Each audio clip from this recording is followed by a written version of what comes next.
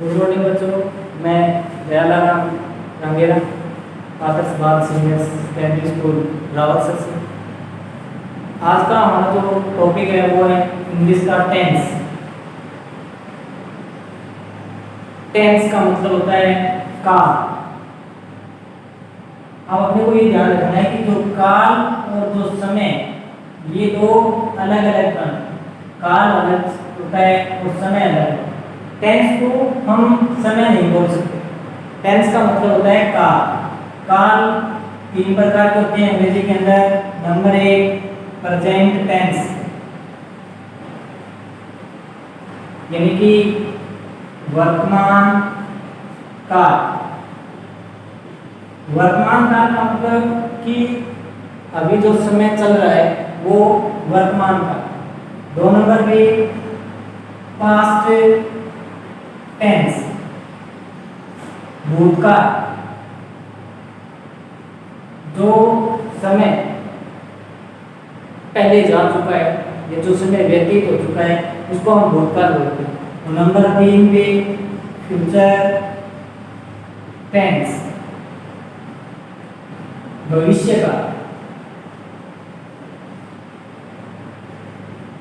आगे आने वाला जो समय है वो भविष्य का होता है। अंग्रेजी के अंदर 3 प्रकार के टेंस होते हैं और प्रत्येक टेंस के 4 भाग होते हैं। इसके 4 भाग या 4 प्रकार होते हैं। प्रत्येक टेंस के 4 प्रकार होते हैं। नंबर 1 पे indefinite tense, indefinite tense 1 number. Number 2 पे कॉन्टिन्यूअस टेंस,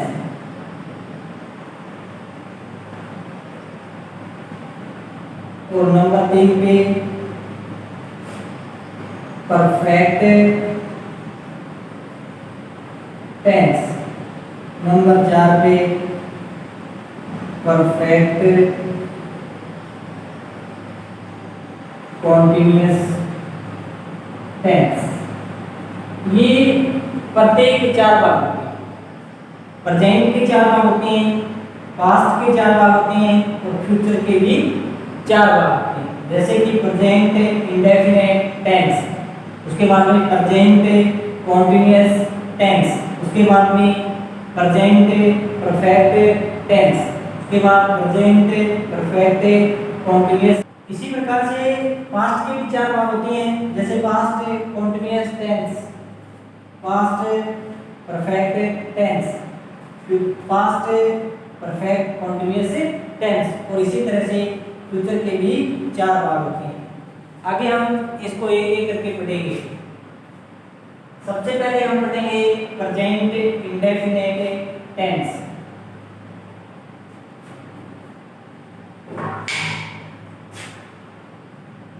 प्रेजेंट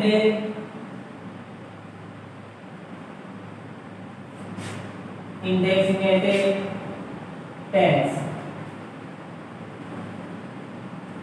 पहचान देखेंगे प्रेजेंट इंडेफिनिट टेंस की पहचान क्या होती है। हिंदी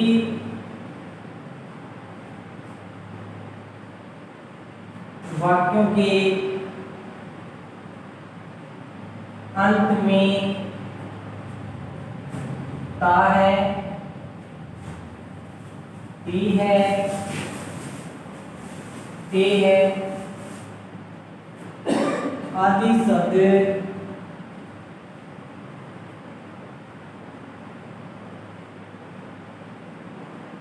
आते हैं। देखिए, ये सामान्य एक हिंदी की पहचान है कि अपने को हिंदी के अंदर एक ऐसा वाक्य उसे कैसे पहचाने कि ये कौन से टेंस का है। इसके अंदर जिस वाक्य के अंत में ता है, ती है, ते है, ये शब्द आते हैं, वह वाक्य प्रेजेंट इंडेफिनिट टेंस का होता है।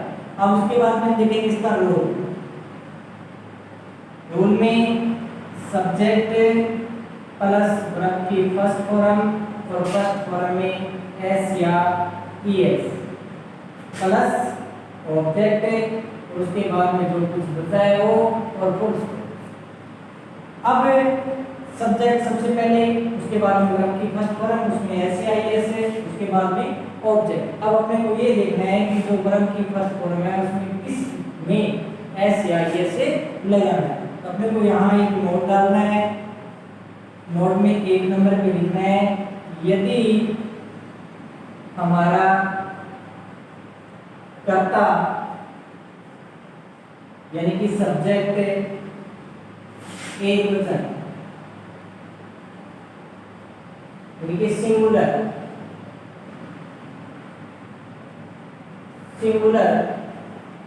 हो तो वर्ब की फर्स्ट फॉर्म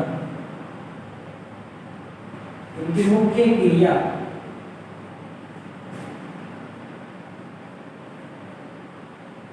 में एस या एस जोड़ देते हैं।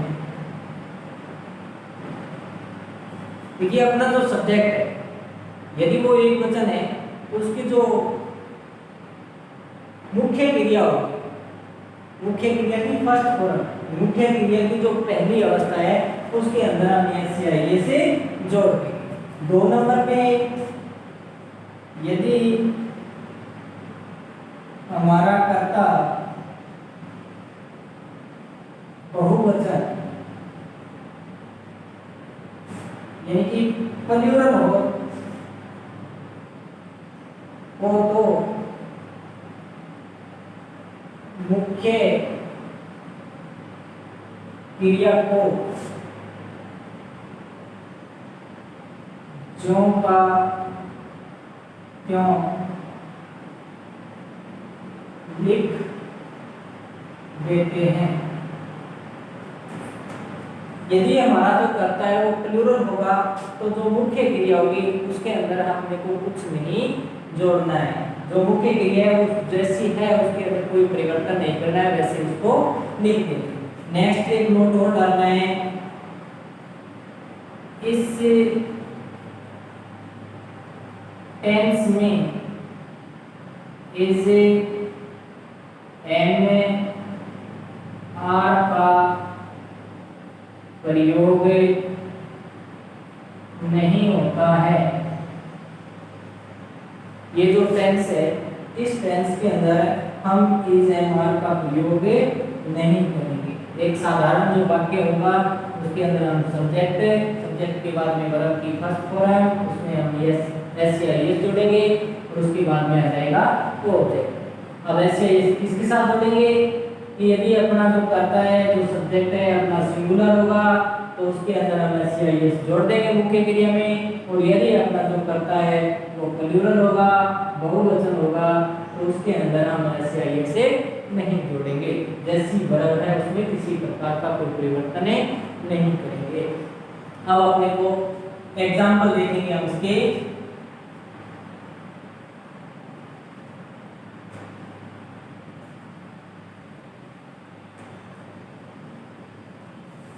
जैसे वाक्य आ गया, हम रोजाना विद्यालय जाते हैं। हम रोजाना विद्यालय जाते हैं। We go to school daily.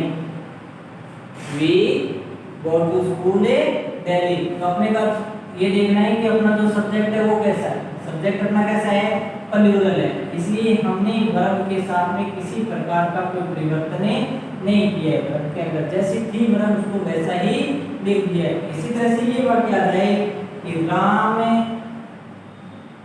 रोजाना विद्यालय जाता है। राम रोजाना विद्यालय जाता है। जैसे कि Ram goes to school daily. अब अब इसके अंदर अपन को ये देखना है, ये तो सब्जेक्ट था अपना प्लूरल, इसलिए हमने इस वर्ब के अंदर कोई परिवर्तन नहीं किया। इसके अंदर जो अपना सब्जेक्ट है वो राम है, तो राम सब्जेक्ट है वो कैसा है, सिंगुलर, इसलिए ये राम और ये जो वर्ब थी उसके साथ में हमने एस से जोड़ दिया। देखिए जो वर्ब किसी भी नाउन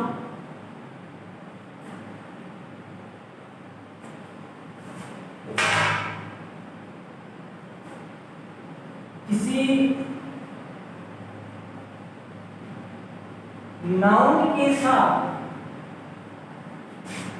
एस या ईएस जोड़ने से वह प्लूरल बन जाता है, प्लूरल बन जाता है। किंतु वर्ब अपनी है उसको हमें सिंगुलर बनाने के लिए उसके अंदर एस या ईएस से जोड़ना पड़ता है। अभी हमें ये देखना है कि कौन सी वर्ब सिंगुलर है और जो कौन सी वर्ब है वो प्लूरल है। तो ये देखना है कि जिस वर्ब के अंत में, जिस वर्ब के अंत में एस या ईएस होता है वह verb singular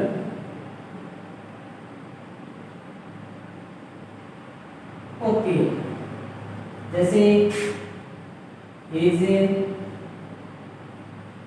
M, is, was, has, does, इन सब के अंत में ऐसे एस है, इसके अंदर एस है, इसमें एस है, इसमें एस है, इसमें एस है। तो ये जो सारी वर्ब है वो कैसी है, सिंगुलर। इसी प्रकार जो मुख्य क्रिया होती है या मेन वर्ब होती है जो, उसके अंदर हमने एस या ईएस जोड़कर उसको सिंगुलर बनाते हैं। जो मुख्य क्रिया है उसके अंदर एस या ईएस जोड़ करके हम उसको क्या बनाते हैं, सिंगुलर बनाते हैं। आगे देखना इसके नेगेटिव सेंटेंस है, प्रेजेंट इंडेफिनिट टेंस के नेगेटिव सेंटेंस। अफर्मेटिव साधारण वाक्य हमने पढ़ लिए, इसके अंदर यदि अपना जो करता है वो सिंगुलर होगा तो उसके साथ हम एस या ईएस जोड़ देंगे, और यदि जो अपना करता है वो प्लूरल होगा तो उसके अंदर हम एस या ईएस से नहीं जोड़ेंगे। जैसा वाक्य है, जैसी वर्ब है उसको हम वैसे ही लिख देंगे। इसके बाद में आते हैं अपने नेगेटिव सेंटेंसेस, नकारात्मक वाक्य।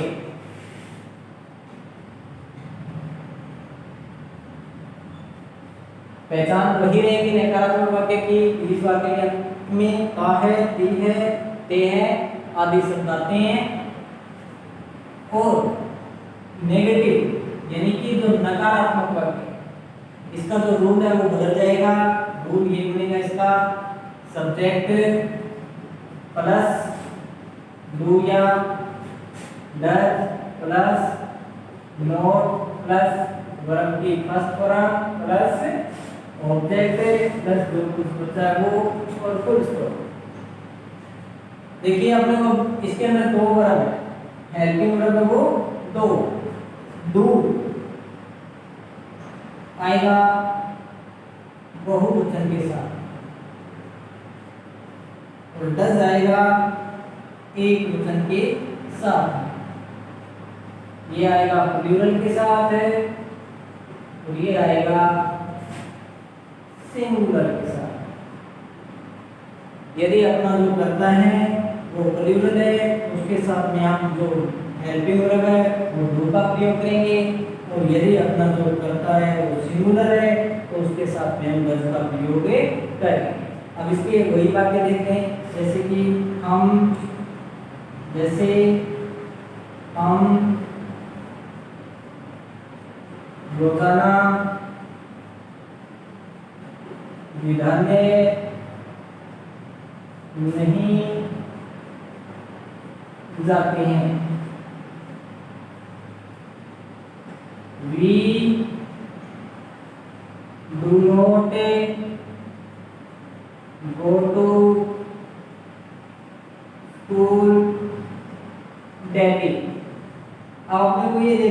सब्जेक्ट कैसा है, सब्जेक्ट अपना प्लूरल है, तो अपना जो हेल्पिंग वर्ब है वो डू होगा।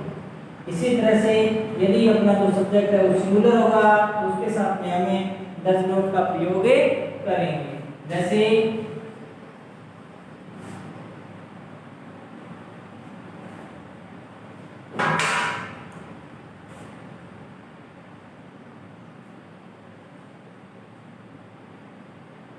राम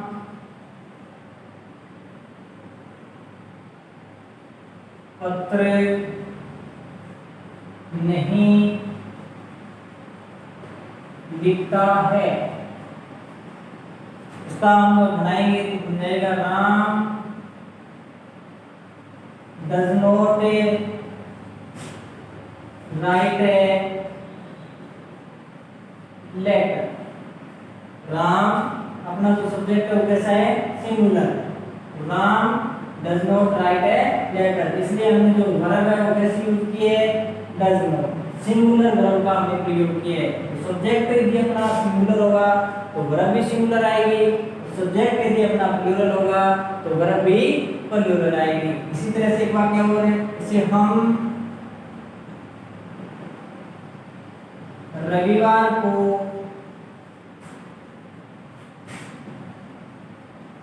विद्यालय नहीं जाते हैं। We do not go to school on Sunday। हम रविवार को विद्यालय नहीं जाते हैं। तो सब्जेक्ट अपना कैसा था, प्लूरल, इसलिए हमने वर्ब की कौन सी यूज की, प्लूरल वर्ब। देखिए जिस प्रकार से हमने जो रूल लिखा था, सब्जेक्ट प्लस डू या does plus not plus verb की फर्स्ट फॉर्म प्लस ऑब्जेक्ट, जो जो चीज है उसको उसी तरह से लिखते जाएंगे। इसके बाद में नेक्स्ट प्रेजेंट इंडेफिनिट का भी चौथा भाग,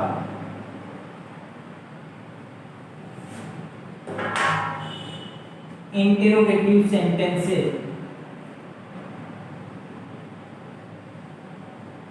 इंटेरोगेटिव सेंटेंसेस का ए भाग, इसका जो रूल है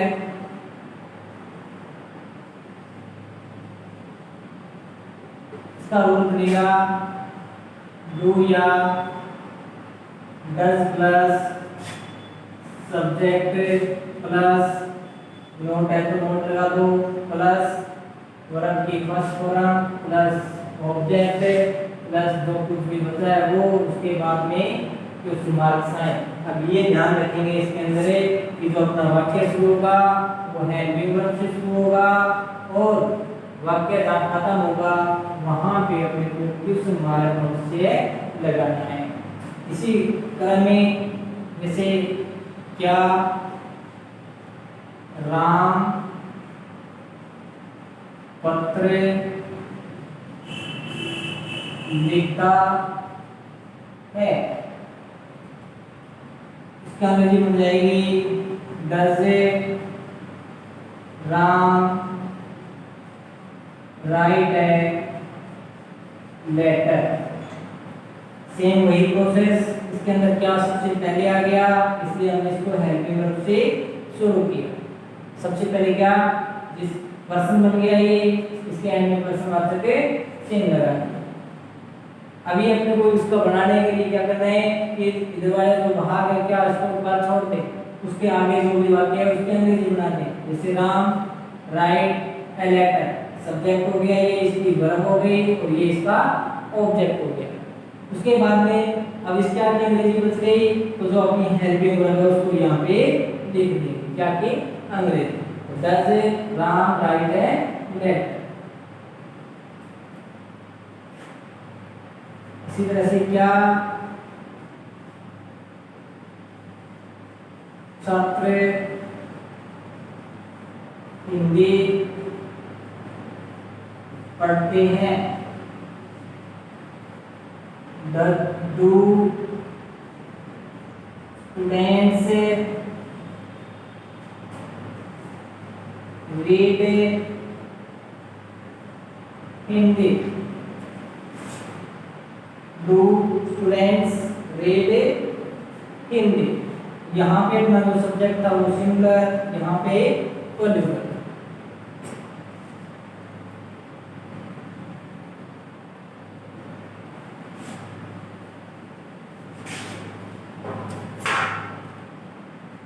क्या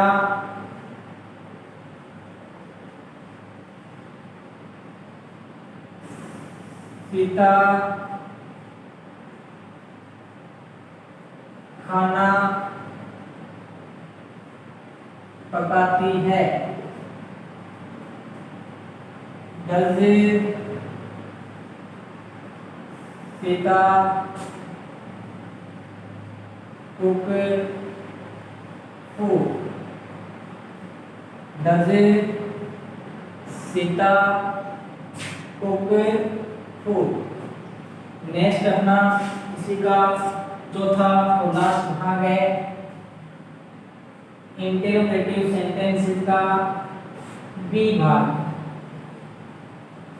जिस अभी तो हमने पढ़ा था उसके अंदर जो क्वेश्चन वर्ड था वो सबसे पहले आ रहा था, वाक्य के शुरू में आ रहा था। अब जो हम पढ़ेंगे उसके अंदर जो क्वेश्चन वर्ड है वो वाक्य के बीच में आएगा।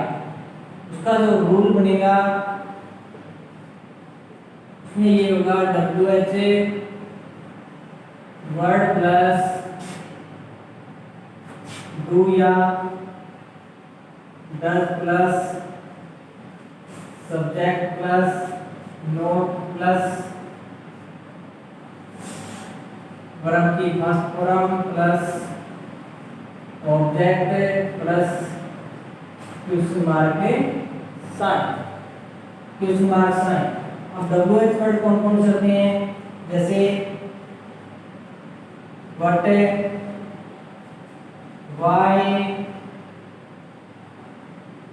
वेयर, व्हेन, व्हिच,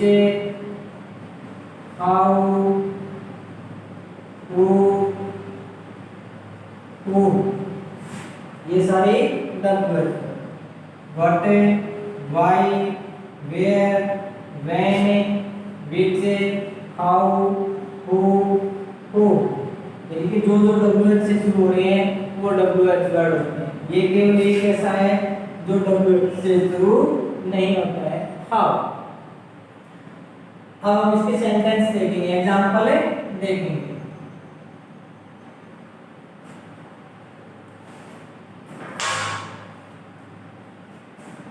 आप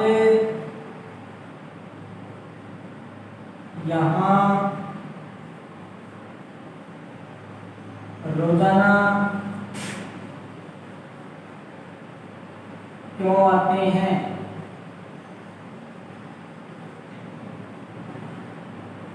Why do you come here daily?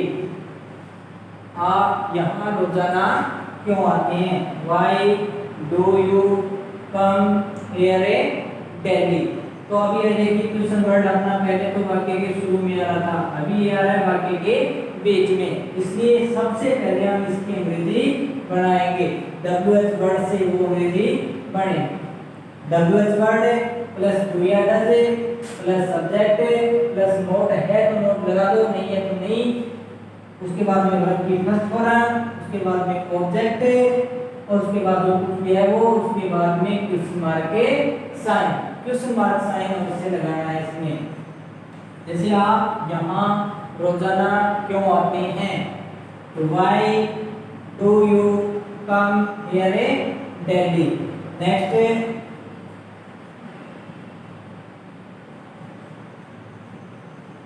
Mohan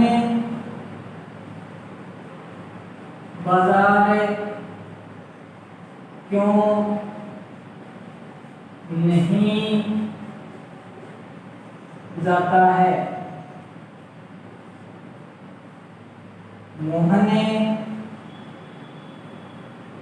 बाजार क्यों नहीं जाता है? Why does Mohan not go to market? Why does Mohan not go to market? अपने जैसे रूल लिखा है उसी रूल के अकॉर्डिंग ये जो वाक्य है वो बन जाएगा। जैसे सब्जेक्ट WH1 आ गया हेल्पिंग वर्ब डू डजन में से लगा देना है अपने को। उसके बाद में जो सब्जेक्ट है वो सब्जेक्ट लगाना है। वाक्य में नोट है तो नोट लगा दो, नहीं है तो मत लगाओ। उसके बाद में वर्ब की फर्स्ट फॉर्म, उसके बाद ऑब्जेक्ट है और उसके बाद में जो कुछ बचा है वो लगा दो, कुछ मार के साइन लगा दो।